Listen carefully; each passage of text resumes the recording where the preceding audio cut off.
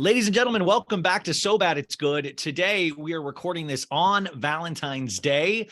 I don't even know what that really means to any of you guys or even to myself at this point, but I hope you're having a great one. And today, these are my favorite podcasts. I always tell you when I get to talk to somebody that I'm a fan of that I don't know, I've never really spoken to before. So I'm naturally nervous, but this person I was introduced to, a lot of people were sending me her TikToks.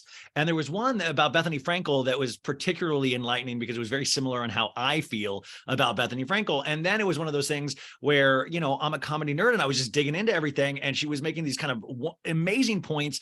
Half of those are not for me because I'm not a woman, but like half of them are just really just make me laugh so much. I just think she's one of the funnier people that I follow on TikTok and Instagram. And she had a podcast. I think there's one about to start, but we're going to just talk about a bunch of things today. And I think you're going to love her if you don't know her. Talia, Lichtstein, welcome to the show.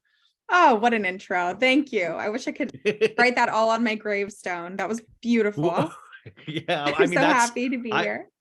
I'm really like, that's what I'm saying. Like I reached out to you and I was like, oh, there's no way she's going to do my podcast. But then you were like receptive to it. And I was like, hell yeah. Why wouldn't I? Are you kidding? Your podcast is huge. And also I love any opportunity to talk. So I'm on everybody's podcast. I really say yes to everything. Okay. Well, I'm a negative Nelly and guys, have her on your podcast now, but I'm going to take her first. What are you doing for Valentine's Day? Let's just get right into it. What does Valentine's Day mean to you? I didn't even know that it was Valentine's Day until this morning. But I really, you know what I hate is let's just jump right into it. I cannot stand this like new, I don't know, not new at all. This hack sect of comedy that's like surrounds Valentine's Day. This like entire category of jokes that you can make as a person who's not celebrating with a significant other about how much you hate it and how it's so annoying and you're so sad and miserable today. It's always bugged me. It's not like cool or different to hate Valentine's Day. I find it actually to be the new wave to be super into Valentine's Day if you're single. And I've always been team Valentine's Day. I think it's cute. I love the color pink and red and whatever. I think the idea of celebrating love and candy is great. So I have yet to have a relationship fall on a Valentine's Day. I've never celebrated it with a significant other. But I do. For real? No, I've had relationships and long-term ones, but it's never like been in February. It's like we'll break up or get together like around the month of February, and it never falls on Valentine's Day. So I've never had a Valentine's Day with a significant other. But I imagine it's really fun. So congrats to all of you out there who are doing that. But I personally, I'm loving it. I don't have any crabby attitudes towards it. And I think it's actually really tired and annoying if you're still these people tweeting like, fuck Valentine's Day, get a life. Like, well, no, I mean, listen, I love love. I think we all love love to some degree, unless, by the way, but I remember after my big breakup a long time ago, I remember the year after, that was the only time where I hated Valentine's Day because it was just so much like pressure of, it was like, damn it, you know, like this relationship is broken. And then you're scared of hearing from your ex and you're like, there's so much pressure and it's just all the pressure you put on yourself. And the Valentine's industrial complex is intense. If you go to a Rite Aid or any kind of Walgreens, you're just hit with so much candy and flowers and all that stuff. So if you're sad, it's not a fun day. Do you ever participate in a Galentine's Day? I was recently told about this. I for some reason just feel like I woke up out of an igloo or something. I'd never heard of Galentine's Day for some reason. I'm going to one tonight. I shouldn't even say, it's like my best friends. I'm home in LA visiting. I grew up here. So I'm like seeing my best friends in the world. And I'm like, only because they're calling it Galentine's Day and we all have to wear pajamas. It's just bugging me. Why can't we just do a normal, like go out to dinner? I just don't. We're like, I guess we're going to watch a movie and have chocolate together. And you're going to watch the Ashton Kutcher, Reese Witherspoon garbage on Netflix? Is that what are you going to watch? Whose idea was that? Like, are you kidding? They don't even look like they are friends. I don't get it. But I didn't even know that movie was happening until I saw. I think the best publicity was their red carpet photos where they look like they have never met. I think it's so funny. And the best part is that this whole premise is that they're in different cities, right? For that movie. It's like a long distance. It feels like they're in different countries. It feels like they're completely in different countries. And it feels like the first movie created entirely by AI. Where I'm like, this doesn't feel like human emotion at all. And even Ashton Kutcher promoting this movie, even by himself, I was like looking at pictures of him interviewing, and he was like, "What's up? Yeah, me and Reese are good. Me and my wife are good." He just seems bummed, like not bummed, just like going through the motions, like we all are. Right. No, yeah. So Galentine's Day, you have to wear PJs. Do you already have the PJs picked out? Because like that would just be like, I wear basketball shorts and a t-shirt everywhere all the time. Hello. Like, what are you gonna wear? The listeners can't see this, but this is my daily outfit. It's basketball shorts and a t-shirt. I don't know. Like, I guess I was thinking of going to Target and like picking out heart ones. Honestly, I do love festivity and dressing to theme. And I think that people, in the same vein as the people who hate Valentine's Day and that's their whole gag, I hate people who refuse to dress up for Halloween. I hate people who didn't like to do like the costume parties in my sorority, whatever. I love a theme. So if there is a theme and everyone's wearing the actual pajamas, I will go all out. I will go to Target right now and grab the heart pajamas and I'll do the whole scenario. I think that one of the main reasons I'll have to really like give this thing my all is my best friend just got out of a relationship like 2 weeks ago and she's bummed about it. So I think that, you know, we're going to have to, we'll just do like, I'm sure we'll like hit a piñata or something like in that movie with Jennifer Garner and like be super cliche and I'll just lean into it. It's just like calling it Galentine's Day. The holiday is about love and it never specifies that it's about romantic love. Even though that's like the commercialization of it, like it's Valentine's Day is about love. Why do we have to call it Galentine's Day? It's like saying like, you know, the category like strong female lead. Why is it just female lead? Like, I don't know why we have to rename it. Like, it's just a female lead. This is one of those weak female lead movies. I wish the female lead was stronger in this movie about a female lead. You know, it's like, so why do we have to call it Galentine's Day? It's just Valentine's weird. It almost Day. sounds like Guillotine's Day. Like it sounds like that thing where you chop your head off. And the other thing you got to watch out with these PJ parties, just if you study the Kardashians at all, you got to make sure you're not going to one of those lingerie Galentine's parties. You got to make sure you're not well, I mean, according to the Kardashians, they're always like, they have like these sleepovers, then it's all just all their friends in like the fanciest lingerie known to man, you know? Right. Like, Tinks just did like a video with the fancy pink lingerie. That's like the whole thing. I mean, I've always wanted to do Valentine's Day with a boyfriend solely because I like the idea of like spending money on that kind of thing and having a fancy lingerie outfit. And I feel like it would be kind of weird to, I don't know, in high school, we used to like dress up for Halloween as like a devil and it was just lingerie with devil ears or something. But I kind of missed that. That's a lot of pressure on your first Valentine's Day, though. When it does happen potentially next year, it's going to be so much pressure you're going to explode Valentine's Day all over this guy. You know what, though? People, I think the misconception, I shouldn't even say it's a misconception. The brand that I purposefully have created for myself is kind of not an accurate read on me because it seems like I'm so like tough and not loving. And whenever I post something that seems tender or wholesome online and I actually mean it, people legitimately get in my DMs like, who hacked you? Is this like a joke? Where's the satire? People don't know that like I actually am. It's just kind of a persona, but I'm not like mean. And I do love and relationships. And if like, for example, I love giving gifts. I love making gifts for people. And for Valentine's Day, I would go all out. I'd make him a playlist. I'd do all kinds of cute shit like that. I'm totally romantic. I love that. I miss playlists. I should get back into making playlists again.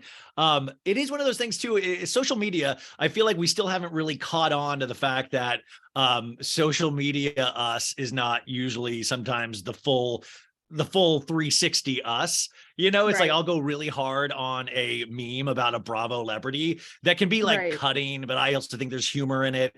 And then, you know, you'll hear me on the podcast and I'll be like, I'm thinking about giving up again. I don't even, I'm going to move back in with the folks. I don't, you know, they're like, what happened to that mean dude on Instagram? And I'm like, you don't get it. Like there's a sickness in me. And that is a facet of me that I get to have that itch scratched through social media, but that's not the full me. And it's both of you to assume that people understand the concept of being multifaceted. When you're an internet personality or a podcast audio personality, they don't get that people have multiple layers to themselves. People are by nature hypocritical. We can like something and hate it at the same time or at different times. And I think that sometimes when I like address things, people will say like, wait, but you already said that, blah, blah, blah. And it's like, first of all, I can change my mind and I am a whole human being. And this that you see, this like, these 5 videos that I posted this week are not like the only thing happening in my life, and I'm multi-layered. So I think that people just assume, and that's fine. It means that I'm like, I have a very clear brand. So I like that. But I think people just assume that I'm not like sweet and I can't appreciate nice, cute, romantic things happening in the world. And I just like scoff at everything, which is would not make me a very fun person to be around. And I would not have friends. So I can't be that way. In terms of pop culture, though, what does give you that sweet, sicky feeling right now? Like what can you think of anything in pop culture right now where you're like, oh, I like that? Oh, that's so awkward because immediately everything left my brain. No, I can't. Yeah. No, I mean, well, the only reason I say this is me happy. Oh no, go ahead. What does make me happy is that MGK and Megan Fox finally broke up. That makes me feel warm and fuzzy. Okay. So glad, because this was one of the things I wanted to talk to you guys about. So I was telling the audience on Monday, Super Bowl weekend, we supposedly got this breakup of Machine Gun Kelly. God, that's why I always say Machine Gun. Are people like Mr. Kelly? And he's like, no, please call me Machine Gun. Like, it is such a ridiculous. And Megan Fox supposedly broke up. Megan Fox then went on Instagram, posted these things. And if you read in the background of one, it was talking about abuse. It was talking about women getting abused. And then she deleted her account after she had only followed 3 people, Harry Styles, Eminem, and Timothy Chalamet, who I guess are all people Machine Gun Kelly doesn't like, which I'm like, wow, Machine Gun Kelly has an opinion on Timothy Chalamet. She then deleted her account, and then we get photos. I'm gonna break some bad news to you.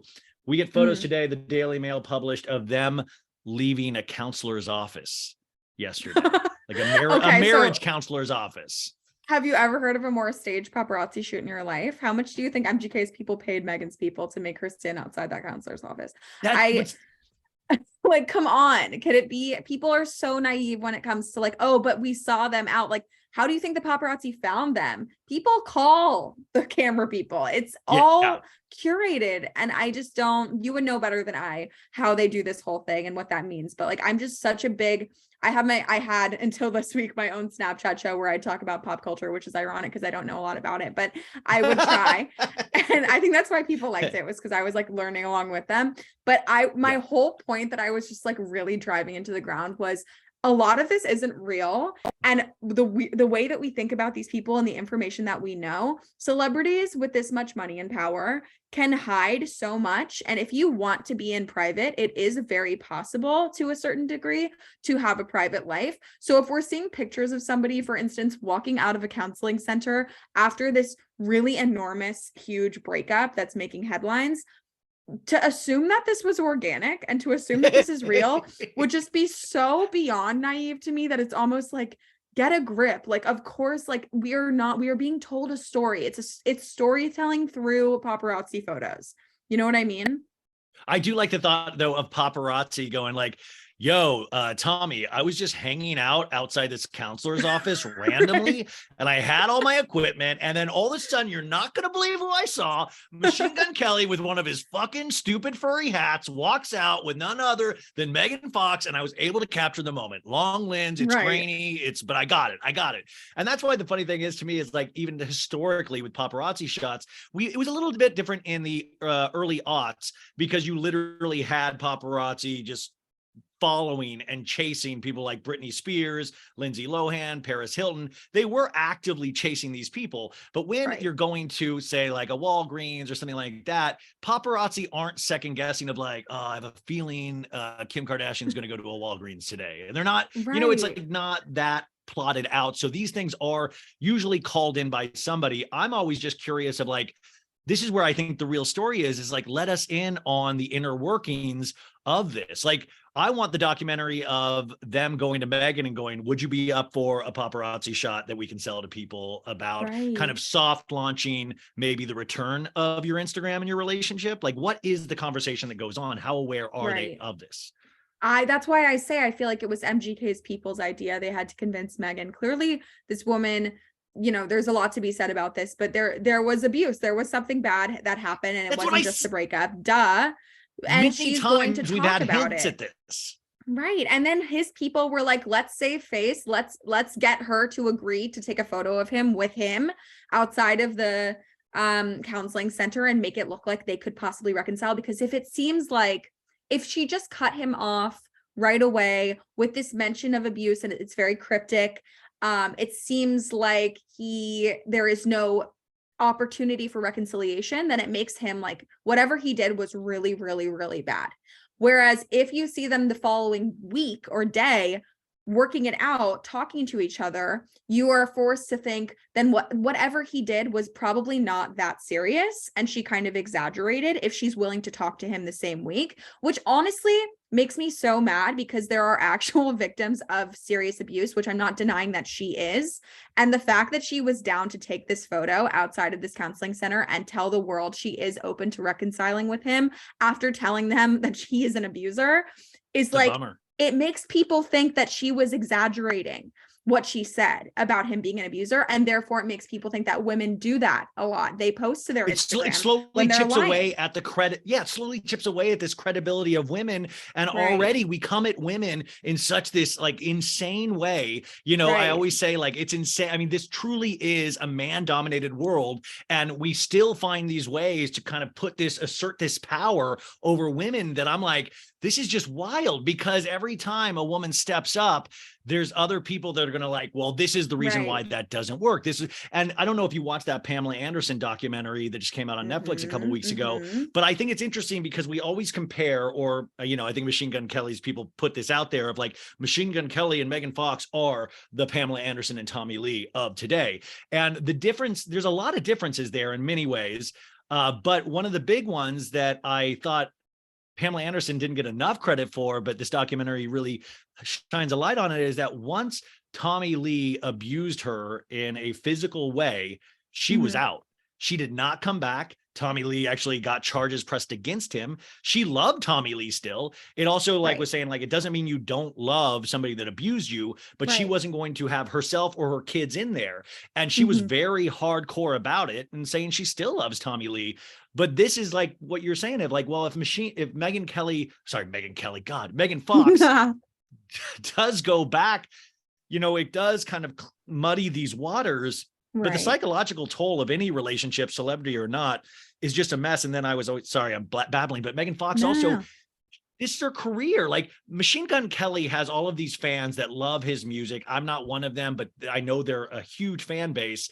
And I know that's got to be scary too, because Megan's like, well, what do I go do? Do I go to another Transformers movie? Like, do I go, you know, I'm all of a sudden known as being Machine Gun Kelly's arm candy, and she's getting more compliments for her looks and style than she ever has in her career. And that's got to be a really scary place to be as well. Right. It was a huge boost for her. And I'm not saying that her reconciling it with him is the reason that we can't take like abuse survivors possibly like her seriously. I don't think the problem is necessarily that she's going to go back to him, because we see this all the time. People go back, just like Pamela, saying that she still loves him. People still hold love for their abusers. People still go back to them all the time. It's a cycle, right? That wouldn't be the thing that I have a problem with. It's the fact that she posted about it, took it back, and then was seen with him days later. The entire thing, the trajectory of this being so tight and so close together, it's like, it gives people a reason to say next time a girl posts online that the guy is an abuser and is essentially reaching out for help, reaching out for voices to hear her when she calls him this heavy accusation, people don't take it seriously. And they say, well, Megan Fox was with him at the counseling center the next day and then she took down the post. So why would I believe you? Like, you're just overusing this term. You're throwing it around like it's nothing. And to me, it's like, why couldn't she have just kept it up? Why couldn't she have waited a little while before she was seen in public with him? Like, why did the term abuse carry more weight when she used it? Why did it have to be within a week she took it back? You know what I mean? And I'm not saying she's taking it back. I don't know nearly enough. But we know enough about pop culture. We know enough about pop culture, though, that these things do happen. There is a kind of a battle plan these people use in terms of like, okay, Machine Gun Kelly took a potential hit this weekend and rumors about him in the Instagram post. So how do we right this ship for Machine Gun? How do we right this ship where we can put some doubt in there? And I mean, I was kind of just bummed to see that. Also, I think, it brings up a larger conversation about celebrities in general. And one, this is how I found you and I was talking about her again yesterday, which is so funny because it just opens so many people to have their opinions on your opinion. And it's like this weird cycle. And I understand how Inception this could all possibly be in meta. But Bethenny flippin' Frankel, I have always thought really good housewife. There have been seasons I didn't like her, but seasons where I'm like knocked it out of the park. And the thing that I loved about Bethenny Frankel was here is somebody that took a product, Skinny Girl, not even that great of a product, let's be honest, but really pushed, like really made that brand something. And we saw it on Housewives and she exploded. She was able to sell this, I think, to Seagram's, multi-million dollars. I mean, you're like, holy shit, she is a mogul. And then on top of that, another compliment to her relief efforts for other countries, things like, I mean, she got things done. I mean, she was just truly amazing in terms of that. But what really saddens me is that she then, for me, ruins it in one fell swoop by wanting so much more, by wanting to be us, by wanting to give her shitty opinions about every pop culture story there is. And it makes being a celebrity and being rich look like it's miserable. What are your thoughts? Because you went off a while back, and I'm not sure exactly which Bethenny thing it was, but you were like, shut the F up. Right. I'm just so done with her. Well, here you said an interesting thing, which is that she wants to give her opinions on everything and be us and talk about every aspect of pop culture. And I disagree in the sense that I don't think she's giving her opinion on everything. That would be one thing. She's giving her opinion on Black women. That's like literally it. She only has a hot take. She only wants to be the contrarian, or what she thinks is a contrarian when it's really not a new opinion. When it comes to Meghan Markle, Rihanna, honestly, any woman that's younger than her and in the spotlight, and particularly women of color, I just think that she has such a clear vendetta. And at this point, it's like she must just be doing it for attention because nothing else is going on for her. But it does ruin it for me. And I think that in my initial video, the thing that she blocked me for, which was me, she had just been popping up on my For You page all the time, which is odd considering you didn't follow her. I don't give a shit who she is. And that's not to say everything that you just said is not true about her. I did my research. I know that she's great. All of my friends, I'm the odd one out. All of my friends are very familiar with her and have watched all of the shows that she's appeared on and whatever. And they all texted me and were like, careful, she's the best one. We like her. And I'm like, I believe you. As I said at the beginning of this recording, people are multifaceted. She could do a lot of things right and also do a lot of things wrong. Also, a lot of people do wonderful things, donate to charities, have a really wonderful legacy when it comes to money, but they're shitty people, and that's totally fine. And I don't think that everyone needs to be held to a perfect standard. All of that being said, she's a bitch. She's just literally such a cunt. Like, I just don't get why it has to be like, what is your vendetta against? My whole thing, the video that she blocked me for, was me saying, this woman has showed up on my For You page like 10 times this week, and I'm not like a Bravo person, so I don't know why she's coming up. The only thing I ever see about her these days is that she's criticizing other young women, and it really comes off as that she's bitter. She's older and she's bitter, and she doesn't want to throw the rope back to people. She knows very well what it's like to be in a position similar to Meghan Markle, in that she's been in the public eye. She's been under a lot of scrutiny. She's dealt with fake stories swirling around about her. She's dealt with people hating her for no reason other than that she's in a position where she shouldn't be. I know that she was the one who didn't start out mega rich like all the other housewives. I know that about her. So it's like, why can you not take all of that and turn it into compassion and turn it into, use your platform to say something encouraging about this woman and say, you know, I really do, like, if she really, what is her problem? I just think that hating Meghan Markle is so pointless. The girl isn't necessarily a person that I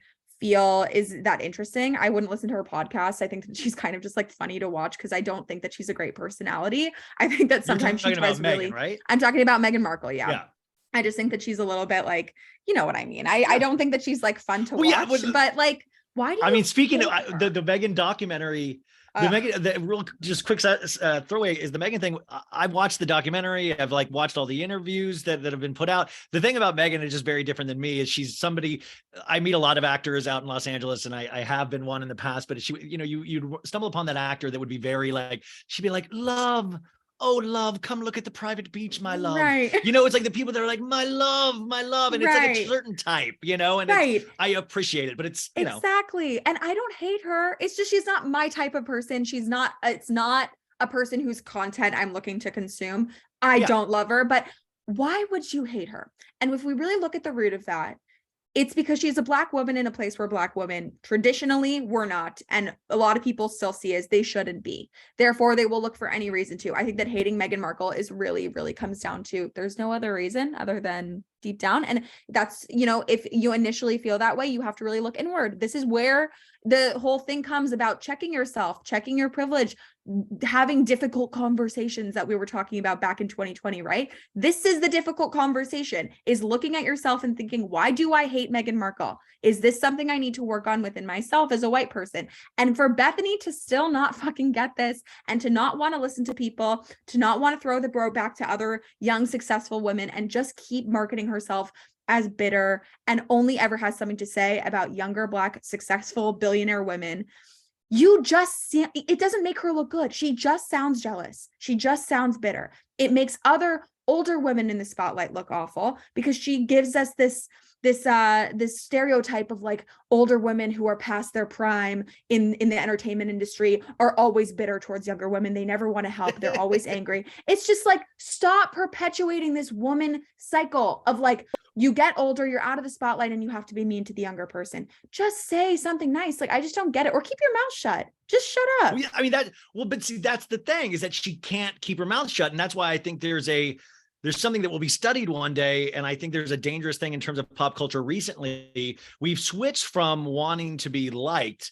And I think now it's like, I don't care if you love or hate me as long as you're talking about me. And I think Bethenny now is firmly, even with the most recent Rihanna video, which I was talking about yesterday and I posted on Instagram and I got a lot of interesting comments about, was that, you know, Bethenny, if Beyonce made a video about Rihanna, I'd be like, well, this is interesting. I'd love to hear what Beyonce says. You know, Beyonce's played at the Super Bowl and she's also a really amazing performer. So I'd love to hear that. But Bethenny Frankel, Bethenny Frankel to be like, you know what? It was okay. It was okay. I'll tell you that, you know, it's not Pink. Pink will jam herself around a stadium and she'll do flips and she'll breathe fire out of her butt. Pink. And I'm like, first off, why would you pit two pop artists against each other? And secondly, if you don't recognize the difference between Pink and Rihanna, I don't know what to tell you. I don't dislike Pink at all, but there's just difference. So you can't compare them just because they're two women that do song music. Like, this is ridiculous. And if anybody out there, like, you just know Bethenny doesn't listen to Rihanna's albums or it's really ever kind of paid attention to her performing, because if anybody went into that Super Bowl thinking, I'm going to see Rihanna do 8 flips in a row, I'm going to see her, like, even if she wasn't carrying a child, Rihanna is like laid back. She's cool. She's like, I did not expect, that's why I liked it. I was like, oh yeah, this is kind of what I expected. The baby thing was fine. But to hear then Bethenny Frankel tell us, you know, I just thought, I was like, wow, this is so unnecessary. And I almost think she's courting that negative attention now. Right, exactly. It's just, if you're going to comment on something, do a little bit of research and have like a smart the fact that she thinks that she has a nuanced, new, interesting opinion to offer when it's really just not researched. It's so dumb. It's just not smart, right? Everything you said is correct about anybody who knows. How could you compare Pink and Rihanna? First of all, what generation are you in? Funny. And when was the last time I heard somebody mention Pink? To age yourself without aging yourself, honestly. But by the way, like, I'm not even like wanting, like, I appreciate Pink's performance skills. Like, I don't even like, there was like once, there's a couple of Pink songs I really have dug in the past, like, but it just, I don't compare them in any sort of category. Why would you? They're completely different. And it's just like, why was this a comparison? I myself said, people asked, did you like the Rihanna Super Bowl? I said, yes, it was great. It was exactly what I expected from Rihanna and more. It was very impressive that she did it pregnant. I don't know what else we wanted from her, but for me personally, I can say from my own personal opinion, I like Super Bowl shows better when there's like a band. I like the Bruce Springsteen, U2 Coldplay situation. That's what I like. So was I up there dancing around singing? No, not really. But can I say, yes, this was the perfect performance for Rihanna. It is exactly what we were told we were going to get and more. Yes, that's like literally it. And you didn't have to like it. I'm not a person who's a fanatic, and I didn't say that it was amazing, and I still can give her flowers and have this layered opinion about it. You know what I mean? But this over 13 minutes. 13 minutes of a show. Right. And then we all, I mean, not even just Bethenny, we all like went in on it on the internet, good or bad. And that's what I just kind of find it weird. And that's the bummer about the social media age for me, is that we all then have an opinion, and it goes from like Talia, is it true? Did you pay to have Rihanna play at the Super Bowl? Did you pay for that? I pay to? Wait, you did? Did you? Are you the one that paid Rihanna to do the Super Bowl? No, I certainly did not know. Are you telling me you watched that for free? You got to watch that 13 minutes for free? That's wow! Right. So you got that for free. And then that's why I'm like, we all watched a free show. Right. We had to watch all those commercials, but we watched it mainly for free. Mm-hmm. And then we still are like, you know what? It didn't do it. You know what she needed? She needed guests. She needed more people to come out and take some of that 13 minutes. And then people were like, well, I like when there's guests. And I'm like, okay, but let's go look at the other Super Bowls. I mean, Bruce Springsteen didn't have a guest. Like there were Prince didn't have a guest, and that's okay. But what are we then setting up future Super Bowl performers and Super Bowl performers that are women? What are we setting them up to like do? Of like, if somebody now is a female performing at the Super Bowl and reading any of the discourse of like, oh shit, I got to have a baby next time. I also got to do like, I got to fly. I got to like, they're going to be like, there's no way to please everybody at all. Right. I don't know how anybody's going to follow this. Every year I say that, but I mean, I think Pink's the only way to go. Pink is the only way to go. That would be so good. Oh my God. Bethany's head would spin off. Bethany's like, woo! Right, exactly. And she'd probably still have something to say after that. That's it. I mean, I just don't get why somebody can call themselves like the arbiter of truth and the one who's going to say what everybody's thinking and the most opinionated and the best at expressing her opinion, when it's like, she's like, her whole brand now is like, I'm right. And it's like, you gave the least educated, most 60-year-old woman take on this whole thing. It is so out of touch. It is so not researched. It's just like, you don't know the difference between Rihanna and Pink. You're comparing the two most random people, and this is your opinion, and you're calling yourself like the chief opinion giver. No, like I don't know why this is your brand. Talia, the great thing too is that, like I always say, like we all are able to have our own opinions, and like I respect the people that are like, oh yeah, I didn't like Rihanna. It was like, it's okay. Right. Like I'm fine with that. Like have that opinion, but then to go on and go, this is what it is, folks. This is what it is, and then on top of that, you guys, if you don't follow her on TikTok, or a lot of people don't, but if you're not on TikTok either, is that it's not only that for me. It's like then she co-ops trying to do makeup tutorials and doing makeup reviews. She was trying to jump on the caviar thing for a second when caviar blew up on TikTok. And it's always like that co-opting everybody else's, like what's working. And I know that's her master business plan as a business person, but it sometimes then just rings hollow and it sucks the joy out of it. But can I ask you, as somebody that you've really found an audience on TikTok and people actually do hang on a lot of your opinions and things like that, what does that feel like? And when does that mess with you in any sort of way of like, oh, I've got to say something really profound about something, or like, why do people like me? Does that ever mess with you? It does. And I should really go to therapy, because I'm trying to figure out, like, sometimes some days it really, I say all the time, like, no, I don't have a hard time handling, a million people. It doesn't feel like a lot of people to me. It doesn't feel like it's real people. First of all, if I'm performing in front of a stage of 15, like doing stand-up or something, I am actually losing my mind. Whereas I talk to a million people every day, and that does not feel weird for me at all, because it feels like little fake numbers. They're not people. So I feel like I'm fine and it's not messing with me in any way. And then some days I'll notice that, I can't keep my room clean, and I'm kind of having a bit of a mental breakdown, and my temper is very short, and I'm eating and not sleeping well. And I just like, everything is kind of like, oh, you're really sick. And I am like, maybe it's because I talk to a million people every day and try to please them. I don't know. Like, I don't know. I'm sure. So I know for a fact that it is fucking with me. Do I know exactly what it is? Not really. I do. One thing that I don't have a problem with is feeling the need anymore to have an opinion on every single thing. I don't think a lesson I learned in like middle or high school, because I've always had this personality. I've always wanted to like assert my opinion on everything all the time. And a lesson that I learned in high school that was very important for me, that I always remind myself on the daily, is like, you don't need to have an opinion on everything. It's not helpful a lot of the time. It's not beneficial. And sometimes it's even offensive in that it takes away from other people's opinions who are a lot more educated than you. So sometimes sit back and shut up. And that's something that now it's like, no. So I don't feel the need to come up with something profound about everything. When it comes to things that are specifically on TikTok, the comments that I get from men, things that have to do with women or other things like Judaism, stuff like that. I really do struggle with like, you don't have to fight them all. You're not going to prove your point to every single one of these people. But when it comes to pop culture, I really don't feel like I need to speak on everything. But yeah. I mean, with pop, I mean, that's what I'm saying. Like I try to make a habit of not hating people in my real life, but I always save that for pop culture. I'm like, I'll be able to have strong opinions, and I will see, like, I want to be able to love the people that are in my life, but like, I will lash out at people like Jax Taylor on Vanderpump Rules, or I'll lash out at Lisa Rinna on Real Housewives of Beverly Hills. Because like, I'm like, okay, this is when I'll let her rip. And by the way, I'm not saying that's healthy or the right way to go. It's probably the wrong way to go. How are you different? You do the opposite? I would hope I don't lash out at the people that are actually like my friends and my family. I don't know if my parents get ready, Galentine's Day. All right. Yeah, exactly. I'll bring a bat for the piñata. Right. But I don't, I like to think, hopefully I don't take out anger on my friends and family, like since puberty. I'm sure my parents would disagree, but I do think that I take out my frustration and like my attitude towards, I don't know, whatever torment that I'm experiencing deep down in my subconscious because of my job.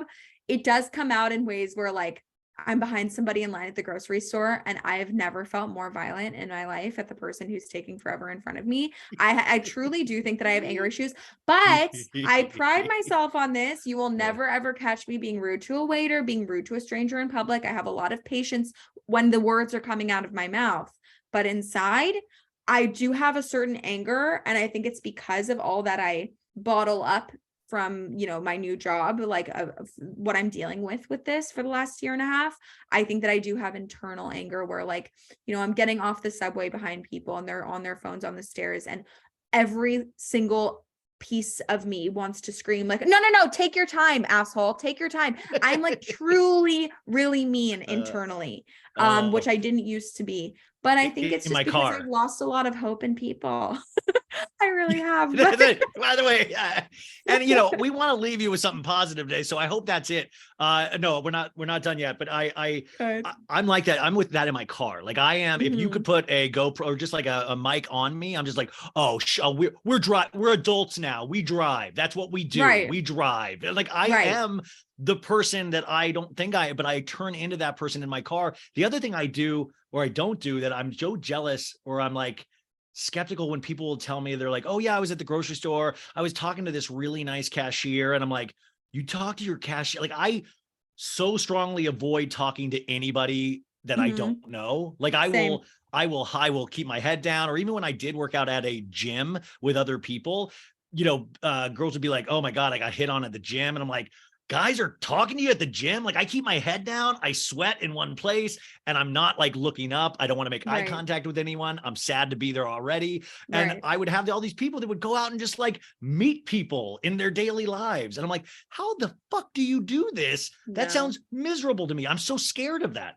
Right. I have to be in such a mood. Maybe when I'm drunk on like a Saturday, I'm really chatty at the bar or something in a social thing, but it's different. No, I have no interest in making conversation with the Trader Joe's cashier. And a lot of people like tweet like, oh, the Trader Joe's people are so friendly. They always ask. I'm like, shut the fuck up. Stop asking me about my day. I don't want to flirt. I don't want to talk. I want to go. And even though I'm vaccinated and nobody's wearing a mask, to wear a mask outside ever since the beginning of this, I'm like, why the fuck would you do that? We're outside. I wear a mask outside now all the time because I don't want anybody coming up to me and saying, I love you on TikTok. Get the fuck away from me. If you do it, I'll be so fucking nice that you feel guilty walking away, I will literally ask for your name and your job and tell you how much I appreciate you. But the moments that you are walking up to me, I'm thinking, please don't come here. Please don't come here. Please don't come here. But inside, it's like, get away from me. I don't want to talk. It's a deeper psychological thing, like, that I do have to face in therapy at a point. Cause it's like, I mean, with social media, like, guys, I wasn't raised. I mean, I would talk to maybe 6 or 7 people in my daily life. And now between social media, podcasts, I mean, I talk to tens of thousands of people a day. And that is mind boggling. And then for somebody that's always been wildly insecure, and you guys know, like, when I get compliments, I don't know how to take them. Like, there is something so weird in me where I still am sitting on a stack of cards written to me that I can't open because I am so nervous for people to say nice things about. Like, no, it's really, I'm talking, this is just like a real, read them. I know, and that's what I say. It's so rude to them. And it's so rude because I do care a lot. I just don't know how to deal with people. Anyways, that's too heavy for you. What is your day? What is your morning? What is your morning routine? I was just thinking about this because I need to switch up my morning routine. How do you get going in the morning? Do you have, I was just watching, or Carl Radke on Summer House was talking about his morning routine on Bravo. Do you have a morning routine? I know this is no, because I wake up at like noon. I miss the entire morning. I famously don't do the morning. And do you have an afternoon routine? Yes, I do. I stay up till like 4 a.m. every single night, especially in New York. And right now, because of the time difference, I'm on people would probably consider a very normal sleep routine because I'm 3 hours ahead.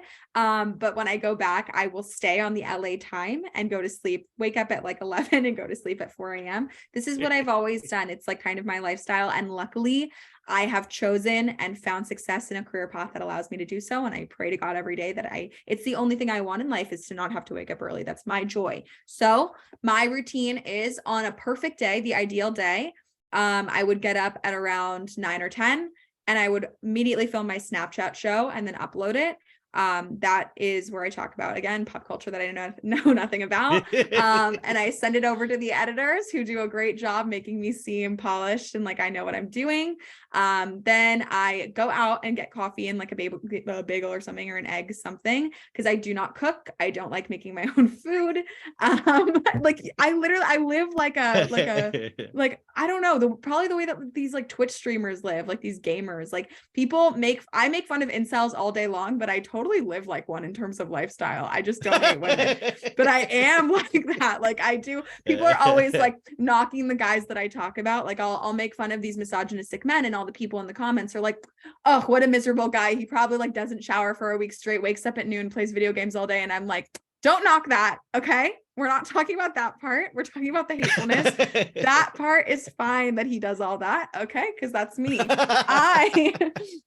Not big on showering, not big on all that stuff. But no, I usually, after the Snapchat show, whatever, I'll have, and on any given day, a number of emails, of course, to answer, maybe a podcast to record, maybe a meeting to have with my manager with building this new podcast that I'm doing. Then I focus on really making content. And sometimes that looks like I'll write for a couple of hours. I really want to try this year. I'm trying to write pilots, write TV shows. And that's what I was going to ask. Like, I feel like that's a natural evolution of what you do already, because, you know, I've grown up being an actor and it's like all about, you know, your opinion on things, it's point of view and it's context, and all of your stuff lends to that so beautifully already. I feel like that's what I was going to ask, if that is where this next phase is headed. And in terms of content, I know we're both Seinfeld fans, but Seinfeld was always like, what you gotta do, you gotta write at least 15 minutes a day. You gotta make yourself do it, you know? Do you make yourself do it every day? No, but I like to think that because I am trying to at least film a TikTok or put some sort of content out there, or archive bank certain content once a day, at least I'm sitting down for a number of hours a day, or maybe often that looks like walking around. You see a lot of my videos, I'm walking. I love to take long walks. I love to walk around. That's kind of my therapeutic piece. And it's also my exercise. It's like the only thing that I do in life, actually. So I walk around and I will spend a number of hours just coming up with creative things, whether that be working on like sort of a new pitch thing that I want to do, like a docuseries type of thing that I like to see happening in the next year, or working on this pilot that I'm trying to write, or making TikTok videos. I like to dedicate multiple hours a day. The writing is a lot harder to discipline myself to do. And oftentimes when I don't want to do that, I will make a bunch of TikToks and think, oh, well, I've completed my creative outlet, my things that I needed to complete for the day. I've made my enough content, even though it's so much easier than writing. But yeah, I like to think that I'm every day, you know, my version of work is I just juice my creative brain and come up with something. Do you have 15, 20 more minutes? Do you have 15, 20 more minutes? Or are you okay?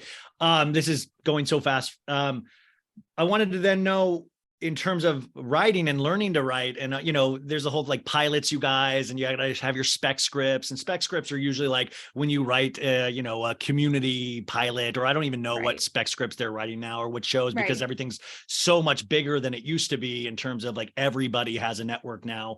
What are the shows that you have loved that you learn from in terms of your writing, or even in just your comedic voice and sharpening that? I think that everything in my voice comes back to Larry David in some way, some form. I know that's like a heavy thing, and I'm not comparing myself to him or saying that I am. There's any part of me that is similar to him, because I know that is such a tall order to give myself. Like, you just can't say that. Anybody who compares themselves to Larry David is insane. But I do think that he is everything that I aspire to be in terms of my voice. And like, he really does the way that I think and see the world, I think was heavily influenced because I watch a lot of Seinfeld and Larry, and on Curb. But, so I think that whatever I put into the world will always have that little bit of, that perspective, like that voice, that sort of pessimistic, you know what I mean? But I do, when I see myself, like if I'm writing a show now, I was really inspired, if we're talking recently, by the show Dave. Have you seen that show? Yeah, of course. It's FX show, the rapper, and they're on the third season now, I think. Yes, I think they're coming out with a third season. I was always a huge Little Dicky fan, almost to like probably a stalkerish degree. Like, he should get a restraining order. I was really like, especially through college, like there is not a single connection I haven't used to try and get myself a date with Little Dicky. And he's probably gotten like 10 texts from different people saying, hey, do you know this girl Talia? I just met her and she really wants to meet you. So he's probably terrified of me. I wouldn't be surprised if it's like not legal for me to go near him. But I realized later on, while I still am in love with him, I more so like was very deeply touched by who he was and inspired by him and his trajectory of like how he started. He didn't like doing stand-up and whatever. He wanted a unique way into the comedy world, and his way was rap. Mine is going to be TikTok, obviously. And then he managed to build this following, and then the next step for him was to come up with this brilliant FX show, which I don't know why it hasn't been nominated. I think it really is, fantastic. guys. The Little Dicky, like, just like, I didn't know Little Dicky. I mean, Little Dicky, I'd always see the name, and that would like put me off for some reason. I'd be like, oh man, I just don't like rappers with little already. I'm like out on. But then I watched the show and I was like, oh, this is actually a very unique comedic voice. And he's doing some, like, he's talking about his life, but it's like, you know, in a very, it's just another thing where it's like, oh, this dude has a point of view. You know it immediately. You also know that this is a character with heart. And I think a lot of people, myself included, weren't expecting it to be just a really good show. I was listening to James Burrows, who's like a famous TV director, did like Cheers, Will and Grace, Friends. And he was talking about, just having that specific voice. And when you can really be truthful in that voice, comedy will always come from that. And it's really that unique person like a Little Dicky that's like, okay, but this is different. He is different, but he's telling us his truth. And it's not in an it's not in like a Step Brothers way, which is a certain kind of comedy. It's a very real, and I just didn't expect that, which was kind of refreshing. Oh, see, you weren't paying attention. I expected exactly what this show was, because I knew from his first music video that I ever saw. But see, I didn't ever watch it. I just thought of his name. I was like, gross. Oh, yeah. No, and I get it. He has a much younger audience as well, and mostly young guys. Like, he was performing at colleges for the longest time, and that's how he built up his fan base. He's going around to frat houses around the country and performing there, because these were the guys that resonated with his songs. It was sort of like fratty, boyish, stupid humor for a little bit, but then you really see, as he got more like funding, he did a Kickstarter to get this thing off the ground. He was really, really a self-starter when it came to, he had this vision. He has these music videos that are just absolute art, in my opinion, and the lyrics are comedy. It is poetry. It is like coming up with a stand-up routine where you refine it and it hits all these certain points and it tells a story. It is comedy. And I knew from the beginning, the first time I saw him, like, this guy he has a genius aspect to him. He has a very unique and special point of view, and he's going to have a TV show that is really remembered and awesome. And I think that it should be nominated. And he still has to fight for that, you guys. He still has to, like, what I admire about these people that you think, okay, FX show, this guy's living easy now. He's had to fight for every season. Like, I always pay attention to behind the scenes stuff, because that's where I think a lot of true warrior stories happen, is that you still have to fight every day for your vision, every day for FX to give you a cut of this show, a final cut of this show in terms of what you want to say. And that's why it's always good to support people that you truly love, or try to find new things that you love. Speaking of that, then, what was the first thing as a kid that you were like, I think this is hysterical, and this is something different than my friends don't find hysterical? Like, what did you find as a kid that you kind of like, I want to do comedy? Was it Larry David? It was nothing that it has any like semblance to what I do now. Like, it literally could not be further from my current taste in comedy, but it's my taste, but it's not what I do. And it was Summer Heights High. Have you ever heard of this show? Oh my God. Yes. I remember that was like Jamae, man. Oh, Jamae. Like, this was truly the first time. I'm sure there were times before this, but this was the first time that I remember like dying, like laughing out loud and wanting to memorize every single character and every single line and joke, and wanting to go to school with my friends. Chris Lilly, and show everybody. I wanted to show everyone. And it was the first time that I remember showing people comedic material and them not liking it as much as I did, and me being like hurt and sad and like feeling like, how could you not see that this is incredible? And then I did that with Little Dicky too, and all kinds of other things. Well, to this day, when I showed a guy Seinfeld recently. I went on a couple dates with this guy and I showed him Seinfeld, and he didn't really like the episode that I showed him. Like, he didn't laugh out loud at it. The contest, the best one, and I specifically showed him that one. He didn't love it. He's because he's a chronic masturbator, and he's scared to admit that he loved it. Yeah. Exactly. No, it was a huge red flag to me. I was like, I don't know if this is a person that I can connect with really long term, because it's something that is like, so the things that I find funny are so important, and not everybody has to find them funny, but you have to understand why I find them funny. And I don't. So when I say Summer Heights High, obviously couldn't be further from what I do on TikTok and what I plan to do in my life, but I wish that I could. The only thing, I would love to be like on Saturday Night Live or something, but I can't do characters. I can't do impressions or accents. I can't come up with original people. What's funny about me is me, and I can't like come up with a different person. And the fact that he can be 50 different people is unbelievable to me. And the commitment too. Yes. It's the commitment too, because you guys, he doesn't like, it's not like deep prosthetics and all of this stuff. He's like a weird looking dude that puts on a wig, and he acts like he's like this spoiled like girl brat, or like a teacher, or like, and it's all of these amazing, but it's the commitment, because he believes everything that he's saying. And it's like, that's where true comedy, because you're like, this guy is not even there's no wink to the audience. There's no like, I get that I'm being crazy right now. And that's what makes it even funnier. What is your opinion then on like Eric Andre? Because we just got we had a hard lunch today of him and Emily Ratajkowski. Speaking of, I have tea. I made this TikTok, but I decided to delete the drop because I didn't know if it was worth getting kicked off Raya yet. But I did see him last week on Raya. Okay, he didn't match me, but I saw him on Raya. How does Raya work? Do you match him? How does Raya work? Do you go? It's just like Tinder. Yeah, it's like Tinder, where if you like them, you see if they liked you back, or maybe later they'll like you back. Or if they X you, you never see them again. I liked him. He didn't match me, or at least he didn't match me yet. But the point was, this was a week ago. He was active on Raya. His thing did not say just for friends. Like, there's a setting that you can put, a lot of people do when they're like in a relationship, although I don't know why you would just delete it. Just for friends? Who's like they put just for friends? It's nobody's looking for friends, but you have it still open so that you can say that you have Raya and go and creep on Raya and look who's there while you're still in a relationship. But you put just for friends so that it's like, oh, your girlfriend isn't mad that you're looking for other people. But his was not on just for friends. His was on the romantic setting, and he was on Raya last week. I thought about making a TikTok about it. I just was like, okay, they're gonna kick me off, so let's wait it out. But they're officially dating now. Speaking of which, like, okay, I guess it's like better than Pete Davidson, but like, what's with Emily Ratajkowski just like is she just like, is this like the thing? She's all of a sudden a comedy nerd. She's all of a sudden like, and because we hard launch, we had the soft launch where they were spotted in a couple different places, but then today there was a photo of Eric Andre nude with his dong with like an emoji over it, and then you see Emrata in the background. You can see her butt, and he's like, cheers. And it's like good for them. I don't know though, like for me, and I like Eric Andre a lot, and Emrata, I'm hot or cold sometimes, but I like some of the messages she says. But I'm kind of like, I don't feel anything when I look at them. Like, I don't feel any, I'm like, I hope everybody's happy. I hope I'm good. Like, but I'm like, I can't tell if like, is this real or do you want us to get excited? What do you want from us? What do you want from us? How are we supposed to respond to this?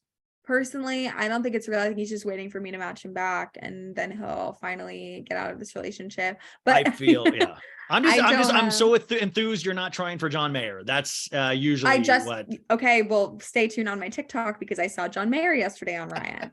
And he was on Just for Friends setting, but I did film a TikTok. I asked my friend if I should post it, and she was like, no, he'll sue you. Are you allowed to sue people for showing your Raya profile? I know I'll get kicked off of Raya, but I don't think I'll get sued. Has John Mayer sued before? I've seen so many TikToks of girls talking about famous people on Raya. I've seen so many TikToks. So I don't think you can sue at all. The people need to know. Why would it be a secret well, the joke that I made was that he didn't match me back because I didn't put my age to 19. That's why he doesn't like me. But I don't know why that would be a problem. My friend's like freaking me out. I think I'm going to post it as soon as I get sick of Raya. It's just something that I'm going to store for a rainy day. But yeah, I mean, I don't know what to think of Eric and Emily. I just think a lot of these couples, every time I see Pete Davidson dating somebody new, which is a whole different conversation, but like a lot of these couples are just sort of, it seems like they just hop around to like get that one huge Instagram photo, the big announcement. They're the talk of the town for a week, and then in a month it'll be with somebody new. I feel like these happen so often. Like these people date so many people, quote, I don't know. You were talking about that in terms of Pete Davidson on one of your TikToks of like, us being through with Pete Davidson. It was a really funny take on all that. And by the way, Pete Davidson is now with Chase Sui, his co-star from Bodies, Bodies, Bodies. And, it's weird. It's weird to almost then start to get into that vortex of like, oh, damn, he reverse gears. He's like going with somebody not as famous as she's famous. She's like a celebrity, but not as famous as Kim. Also, I just wanted to tell you quick before we go, Larry David, I met him once because my friend dated him for a bit. And and I had to, he would always like, I would write her emails to him and some of her text messages to like kind of put jokes in there for her. Like, so she would send me what he was writing her, and he would do references to like older movies and stuff like that. And like really funny stuff. And then I would give her a couple of alts. And then she, one day she goes, oh shit. And I go, what? And, she goes, I thought I was texting you and I texted him, and she texted him. He loved it. In regards to an email that I had written to Larry David. He goes, and I tried to play it off, but he knew exactly what I did. He goes, you told somebody about me and they wrote what you sent me, right? Like he guessed it immediately. And then we met. He's a genius. He's a genius. We met. And he's exactly who we met at this party. And, it was a bunch of us like actors that worked at this acting school. I mean, it was ridiculous. I knew he was miserable. Like even going into this, I'm like, he's not going to like this. And I got introduced to him, and I was telling this story about being nervous about some girl thing. And he goes, why do you care? Why do you even care? Like, who cares? Like, he was just like, why would you even, then don't, like, you shouldn't even like her then. Like, he was so Larry David about this. And then later on, he went into a living room that he didn't live there, and he turned on the Lakers game and just watched it by himself. Of course, and he wasn't pouting. Yeah. He was just Larry David going like, I don't want to talk to these people anymore. And it was awesome. Like, I was like, that's the most Larry David thing that I was like, oh, this is perfect. I love it. Right. Oh, no, he's incredible. And all I could ever hope to achieve is the understanding from the world that he has of his persona, and the idea that he could go into this room or talk to you about your problem and outwardly express that he doesn't care. So why should you? It's not exactly warm and it's not friendly, but I think that the biggest thing plaguing the world is honestly this idea that we have to be nice all the time rather than authentic, and that somehow not being nice means that you're mean. And I really do think that he has achieved this level of fame where like people know who he is so well that they completely forgive the fact that he doesn't follow normal societal norms. And the fact that he could be kind of mean to you at a party is famous person goals. It should be. It's the best type of thing. And by the way, I've been treated mean by celebrities before. Right. I did not take this as me, but it was just this great. wasn't It mean. was that refreshing way. I was like, oh, hell yeah. Finally closing up the video that I really responded to as a dude. And some of it kind of made me tear up from laughter. And also I was like, fuck yeah. Was you outside of Madison Square Garden talking about cancel culture? And yes, that one. Yeah, but it was great because what she was behind, you guys, she was behind a sold out Madison Square Garden for Louis C.K. And you were talking about, guys, cancel culture isn't even real, you guys. No, you were saying cancel culture. Why are we canceling these people? Why are we? And you were, right behind someplace of somebody that said, we say they were canceled, but they're not. This person, Louis C.K., is out there thriving. And it really kind of hits back at this, like, cancel culture truly isn't real. Are those your thoughts? Yes, I don't believe that cancel culture. Well, it's interesting because I do believe that cancel culture isn't real when it comes to people whose main audience is white men, and often those are white men, right? But that's also goes for like, I mean, J.K. Rowling, for example, her main audience is people who she's not even talking about. It's not like she has these awful comments that she has to say about transgender people, but they make up such a small portion of her audience when in reality her entire audience is people who are still going to keep buying these books or whatever that she puts out. So yes, like we can like ruin somebody's image and a lot easier if they're women, and even easier than if they're people of color or women of color. But if their audience is really motivated to keep buying their stuff, and if they're white men, it really doesn't affect them at all. The most that it will affect them is like a little bit of emotional turmoil for a couple of months.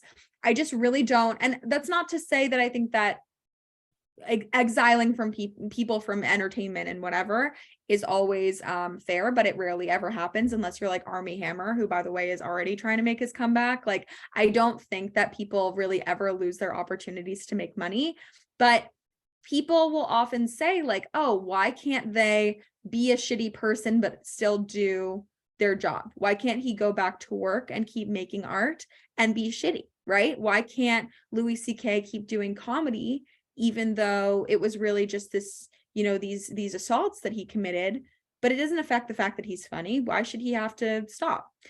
And it's because he weaponized his power in this industry. The fact that he is famous, the fact that he gets to work in this industry and have the power that he has is the reason he was so easily able to prey upon younger female comics. It was not younger female women, random women that he would meet. It wasn't like he was masturbating in front of the maids at his hotel. He was taking young female comics who respected him, who were opening for him. He was using his power to give them opportunities and help them in their careers. And in return, he would expect their silence and their submission when he would assault them. That's how he used his power. He knew who he was in those situations. He knew the power differential. He knew how respected and revered he was to all stand-up comics. And his career was really like bam, bam, bam in terms of everything, TV, movie, all of this stuff on all cylinders. But the thing that I keep pointing out was that the thing that I can't get past as a past Louis C.K. fan before I had known any of this stuff was that he, at the end of the day, got off on that fear in somebody's eyes when he said, hey, do you mind if I whack off in front of you now? And like, imagine that situation, like, cause you're going to party with Louis C.K. If Louis C.K. a comic and you're a comic and he's like, let's go have some beers, you're going to be like, fuck yeah, I'm with Louis C.K. Right. You're not thinking like, I'm going to have to sleep with this dude. You're thinking, here's a comic welcoming me into the fold. The thing that he liked was watching people get scared of when he did that. And then him doing that and watching that fear and how they would react. That to me is the darkest thing that he still, even in his comic, his comedy has not been able to explain what in him. That's like a dangerous, dangerous, dangerous part of him. It's really dangerous. I think that there's so much to be said that nobody ever mentions. The fact that he was not just going after young women. It's not random young women. He did not do this to every young woman he worked with. It was specifically young stand-up comics who were just getting started. He wanted to take these women, use what he had over them, and threaten them. He liked the fear. It's a very scary thing. And all rapists and assailants and whatever like this fear. That's why they do it. They want to be respected through fear. They want to be looked at as though they are a monster and feared. But like, why do we assume that just because he disappeared, and by the way, he didn't disappear, he's still financing shit all behind the scenes. It was Dude, what, like, I mean, 2 years? he went underground. It's all through his website. It's all, guys, he is making not the same amount because, you know, he had mainstream, but he is now taking it behind the scenes. If you go to a show, you have to put one of your phones in one of those zip pouches, and he sold, you were the one that drew attention. He sold out Madison Square Garden, folks. This was just in the last 2 months. He sold that out. That's insane for a stand-up comic.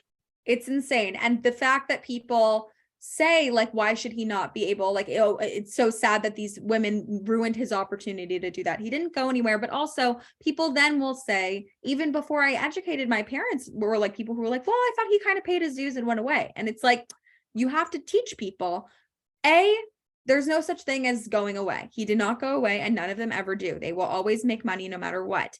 But B, why do we assume that he stopped doing it is my question. And I won't confirm or deny anything, but it is kind of it's an open secret in the comedy community that he allegedly has not stopped doing it. People don't rehabilitate themselves when they are that dark and twisted, when they're in like their 40s. He's a fully developed brain. He's not going to change, and he will always need to do this.